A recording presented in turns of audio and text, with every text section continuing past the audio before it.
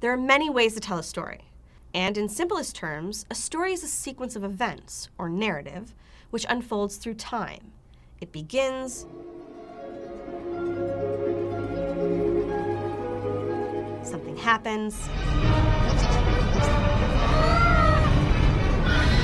and it ends.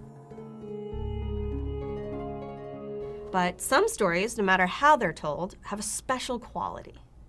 You've probably felt this. Some stories grab you emotionally, engage your mind, and pull you in. Now let's hear from our artists what stories pulled them in. These little stop-motion specials on at Christmas. And I remember seeing Rudolph the Red-Nosed Reindeer for the first time. And I knew the song.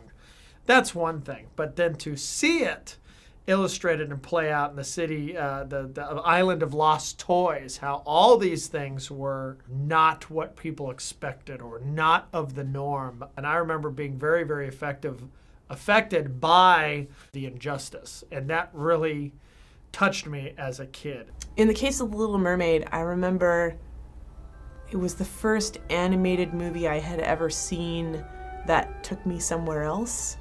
And I remember just like being so transfixed with the idea of going under the ocean and swimming and living a whole kind of other life. A movie I saw called The Killing Fields. It was a war movie, and there's this whole section of this movie where the protagonist has to escape from bad guys, and it goes silent for like 30 minutes. It felt like 20, 30 minutes. And it's just so arresting to see this character trying to survive that I was just riveted. And when he finally finds his friend at the end, like, I just remember, like breaking down. It felt incredibly emotional. The Lion King. And I remember I was 5 years old and watching Mufasa fall to his death. And I was so traumatized that I had to leave the theater.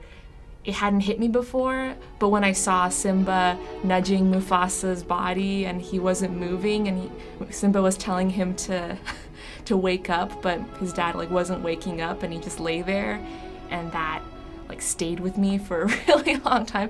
It traumatized me a little bit, but I think I grew a little bit after watching it too. Imagine you're cast away on an island. You can pick 3 of your favorite movies to bring with you. What would they be? In the next exercise, you'll have a chance to think about what you would bring and why these particular stories made such an impression on you.